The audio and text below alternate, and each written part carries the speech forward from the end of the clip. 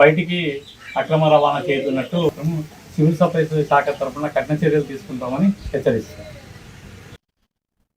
సంగారెడ్డి జిల్లా పటంచెరువులోని నిర్వహించిన media సమావేశంలోనే MLA Gudem Mahipal Reddy మాట్లాడుతూ ఈ నెల 18న సరూర్ నగర్లోని జరిగే బీఆర్ఎస్ యువ సమగ్ర సదస్సును విజయవంతం చేయాలని పిలుపునిచ్చారు.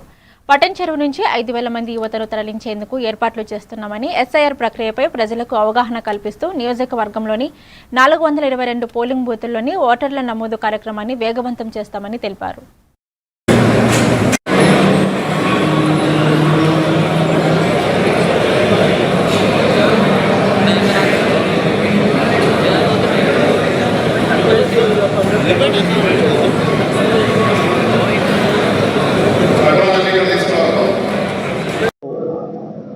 యువ సమగ్ర సదస్సును సక్సెస్ చేయాలని చెప్పి, అలాగే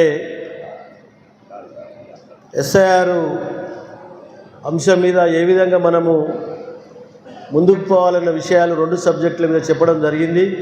అది తప్పకుండా బీఆర్ఎస్ కార్యకర్తలు, బీఆర్ఎస్ నాయకులు అందరూ పాటించి పర్సెంటేజ్ పెంచుకున్నట్టయితే రేపు రాబో ఎలక్షన్లో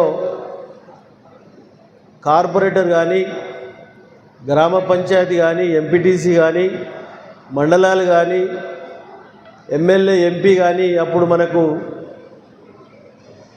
పర్సెంటేజ్ ఎంత పెరిగితే అంత బెనిఫిట్ కావడానికి ఆస్కారాలు ఉంటాయి. దయచేసి మనం ఒక బూత్కి వెళ్ళి 3 చొప్పున మనల్ని బూత్ కమిటీ మెంబర్లు 422 బూతులు, ఇంచుమించు 1300 మంది వాళ్ళు దయచేసి వాళ్ళ ఎంబడి ప్రజాప్రతినిధులు, మాజీ ప్రజాప్రతినిధులు వాళ్ళు ఎంబడి ఉండి ఎక్కడికక్కడ ఈ 10 రోజుల మట్టుకు పర్సనల్ సమస్యలన్నీ, పర్సనల్ పనులన్నీ కొంచెం పక్కకు పెట్టి దాన్ని ఫాలోఅప్ చేసి ఫాములు నింపించినట్టయితే పూర్తి స్థాయిలో పటంచెరు నియోజకవర్గం అంటే ఒక మినీ ఇండియా. 28 రాష్ట్రాలలో ఉన్నారు.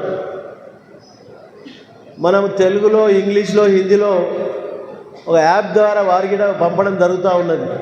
దీన్ని కూడా మేము మసీదులలో అనౌన్స్మెంట్ చేయడం జరుగుతూ ఉన్నది. నిన్ననే ఆలోచన చేసినాం. పర్సెంటేజ్ పెంచుకున్న వాళ్ళ దాంట్లో మనం ముందు ఉండాలని చెప్పి మీ అందరినీ కోరుతా ఉన్నాను నేను. దాంతోపాటు 2వ విషయం, తిరుపతి జిల్లా వరదయ్యపాలెం మండలంలోని